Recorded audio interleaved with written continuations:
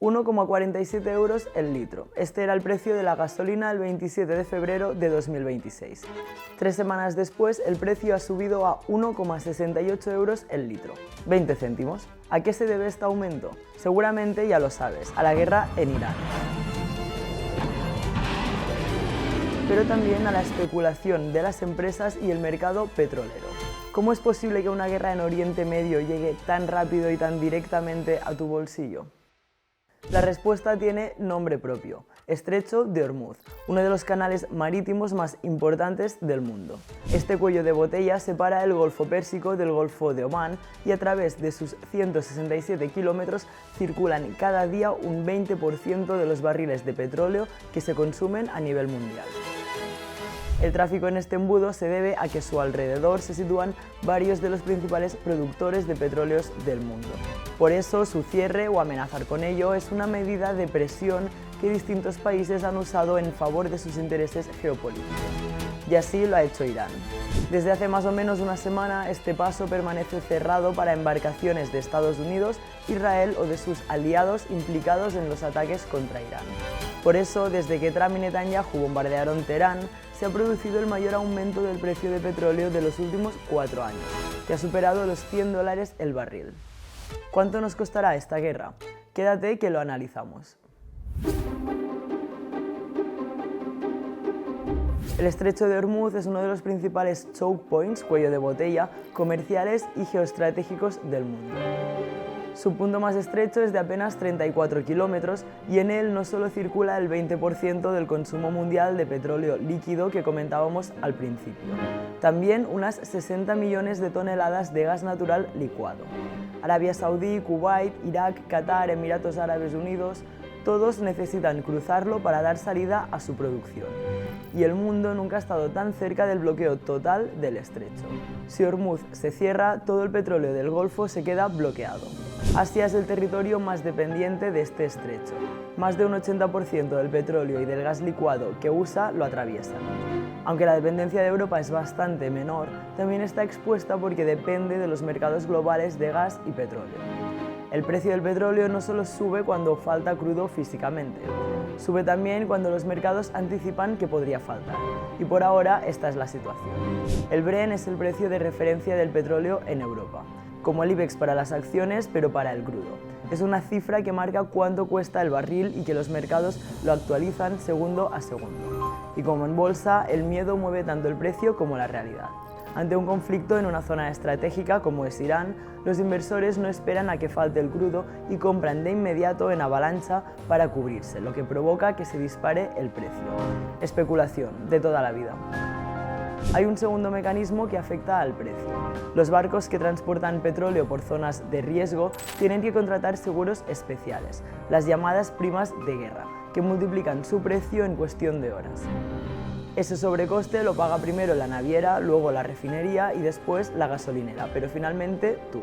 Por último está lo que los expertos llaman el efecto cohete pluma. Es decir, las estaciones de servicio intentan anticipar costes futuros y suben el precio del gasóleo y la gasolina inmediatamente. El resultado de estas primeras semanas de conflicto es que el barril de Brent alcanzó los $106, siendo este precio el más alto de los últimos 4 años. Por el momento se calcula que hay cerca de 1 millar de embarcaciones de carga estancadas en el estrecho, donde a diario pasan alrededor de 150 buques. Vamos a lo interesante. Estando España tan lejos del Golfo Pérsico y contando con fuentes de suministro diversificadas, no está relativamente protegida. Además, así lo sugirió el gobierno. España tan solo extrae el 0,07% del petróleo que consume. Prácticamente todo lo que mueve sus coches, calienta sus hogares y abastece su industria viene del exterior. La ministra de Transición Ecológica intentó tranquilizar a la opinión pública, señalando que solo el 5% del petróleo que llega al país transita directamente por Ormuz. nuestra exposición directa al suministro que llega a través del estrecho de Ormuz. Hablamos de cantidades inferiores al 2% en materia de gas y del 5% en petróleo. Estamos dando seguimiento constante, estamos monitorizando la situación de los mercados, pero además estamos teniendo numerosas reuniones con nuestros colegas europeos y también a través de la Agencia Internacional de la Energía. Y según datos oficiales, los principales proveedores de España en 2024 fueron Estados Unidos, Brasil y México. Oriente Medio representó poco más de este 5% de las importaciones de ese año. Pero ese argumento tiene un límite claro.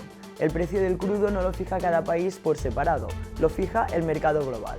Y ese mercado global pasa en buena medida por Ormuz. La propia ministra Agessen lo reconoce. La crisis demuestra la vulnerabilidad estructural que supone la dependencia energética del exterior. No es la primera vez que un gobierno lo reconoce, igual que tampoco es la primera vez que hay una posible crisis energética y nada cambia. Donald Trump advirtió en una entrevista que la OTAN se enfrenta a un muy mal futuro si los países aliados no colaboran para reabrir el estrecho de Ormuz. But I always said, you know, the problem with NATO is we'll always be there for them, but they'll never be there for us. La lógica de Trump es aparentemente sencilla. Si Europa depende del petróleo que pasa por Ormuz, que ayude a protegerlo. Sin embargo, hay un pequeño problema de base. El artículo 5 del Tratado de la OTAN obliga a la colaboración militar cuando un aliado es atacado, no cuando uno de ellos lanza un ataque unilateral sobre otro país. Y el conflicto actual no lo empezó Irán, lo iniciaron Estados Unidos e Israel. Alemania ha rechazado la petición de Trump de enviar buques al estrecho.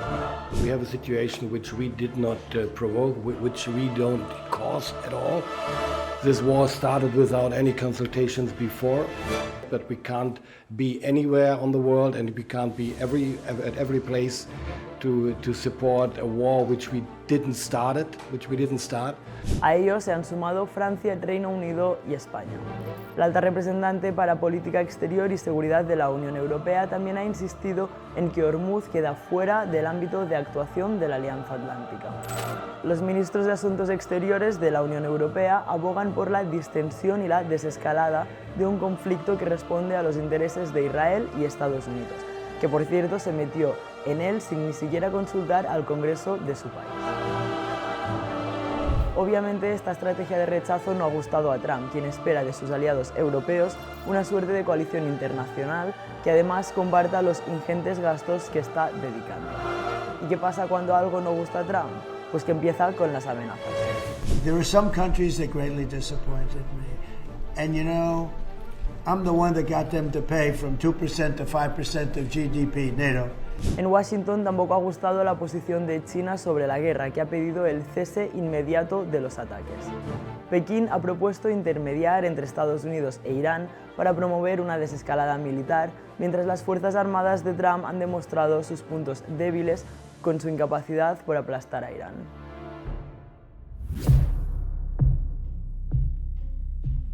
Las consecuencias del cierre del estrecho de Ormuz van más allá del petróleo. Un tercio de la producción mundial de fertilizantes también pasa por ese cuello de botella. ¿Qué significa esto? Que estamos ante riesgo de una crisis alimentaria global, tal y como han advertido la ONU y la Unión Europea. Un problema que agravaría mucho la situación en países de África.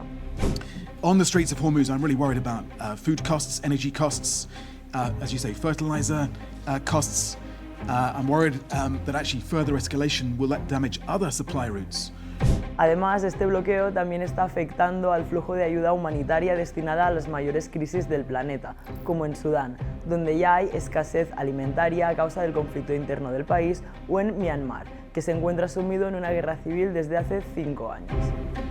Esto se suma a la crisis de financiamiento de la ayuda humanitaria que denuncian organizaciones como Save the Children o UNICEF. El petróleo es el primer eslabón. En España, el Euribor, el índice de referencia para las hipotecas variables, pasó del 2,22% con que cerró febrero al 2,55% en apenas 9 días.